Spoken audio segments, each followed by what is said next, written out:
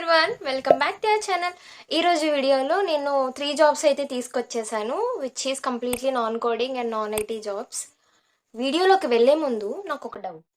అందరికీ నేను ఎవరు, ఎక్కడుంటాను, ఏం చేస్తాను అని చాలా డౌట్స్ అయితే ఉన్నాయి.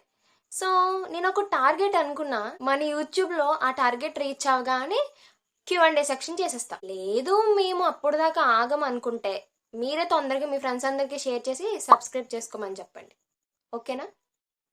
ఫస్ట్ వచ్చేసి అందరూ అనుకునేది ఏంటంటే జాబ్ అంటే పెద్ద కంపెనీ, ఎంత ప్యాకేజ్ అనుకుంటారు. అంటే అందరూ అనుకుంటారన్న ఉద్దేశం కాదు. ఒకప్పుడు నేను కూడా అలానే అనుకున్నాను. అలా ఏమనుకోకండి. జాబ్ ఎక్కడ చేసినా జాబే. జాబ్ చేసినందుకు ఎవరు ఫ్రీగా చేయించుకోరు కదా, ఖచ్చితంగా గుడ్ శాలరీనే ఇస్తారు, డిగ్నిటీ ఆఫ్ లేబర్ ఉంటుంది. జాబ్ చేస్తున్నాం, ఏం జాబ్ చేస్తున్నాం అని ఇంపార్టెంటే, కానీ అదే కావాలని కూర్చోవడం ఎంతవరకు కరెక్ట్ మీరు ఆలోచించుకోండి. ఫస్ట్ జాబ్ వచ్చేసి మనకి గ్రూపాన్ కంపెనీ నుంచి. ఇది కస్టమర్ సర్వీస్ సపోర్ట్ అనమాట. కస్టమర్ సర్వీస్ అంటే తెలిసిందే కదా, కస్టమర్స్ మనకి ఏమైనా ఎంక్వైరీ మెయిల్స్ అవి పెడితే దానికి జస్ట్ చూసి చెక్ చేసి రిప్లై పెట్టడమే. అండ్ ఇది కంప్లీట్లీ ఫర్ ఫ్రెషర్స్ అనమాట. ఐ మీన్ 3 years ఎక్స్పీరియన్స్ ఉన్న వాళ్ళు దీనికైతే అప్లై చేసుకోవచ్చు. అండ్ దీనికి డిగ్రీ ఉండాలి, మినిమం కంపల్సరీ డిగ్రీ అయితే ఉండాలి. నెక్స్ట్ వచ్చేసి గ్రో కంపెనీ నుంచి రోల్ వచ్చేసి అసోసియేట్ అనమాట.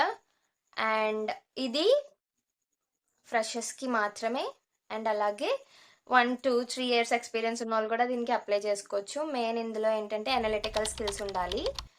అండ్ HTML ఈమెయిల్ టెంప్లెట్స్ అయితే క్రియేట్ చేయడం రావాలి. జాబ్ డిస్క్రిప్షన్ మీరు క్లియర్గా చదువుకోండి, ఎందుకంటే నేను అంతే ఇక్కడ చదువు చెప్తే లాగైపోతుంది.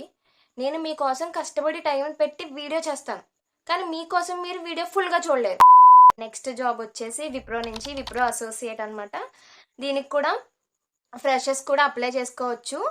అండ్ మెయిన్ ఇందులో వచ్చేసి అనలిటికల్ స్కిల్స్ కావాలి, గుడ్ కమ్యూనికేషన్ ఇన్ ఇంగ్లీష్ కావాలి, అండ్ మెయిన్ వచ్చేసి టైపింగ్ స్కిల్స్ ఉండాలి. సో టైపింగ్ స్కిల్స్ మీకు బాగా వచ్చు, టైప్ చేస్తారు అనుకుంటే మీరు దీనికి అప్లై చేసుకోవచ్చు. ఈ జాబ్కి అందరూ ఎలిజిబుల్ అయితే కాదు. BSc కంప్యూటర్స్ బ్యాక్గ్రౌండ్ ఉన్న వాళ్ళు ఎలిజిబుల్ కాదు, BE ఎలిజిబుల్ కాదు, MBA ఎలిజిబుల్ కాదు. సో ఈ 3 కేటగిరీస్ కాకుండా మీరు ఏ కేటగిరీలో అయినా గ్రాడ్యుయేషన్ కంప్లీట్ చేస్తుంటే హ్యాపీగా అప్లై చేసుకోండి. అండ్ వీడియోలో ఎడిటింగ్ బాగా చేయొచ్చు కదా అంటున్నారు. నాకు ఎడిటింగ్ అంత బాగా రాదు. అఫ్కోర్స్ నేను మల్టీ టాలెంటెడే, కానీ ఎడిటింగ్ అంత బాగా రాదు, నేర్చుకుంటాను. అండ్ నా దగ్గర అంత టైం ఉండట్లేదు.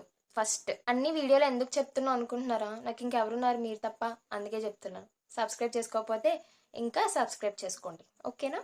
బాయ్. మన ఇన్స్టాలో నెక్స్ట్ వీడియో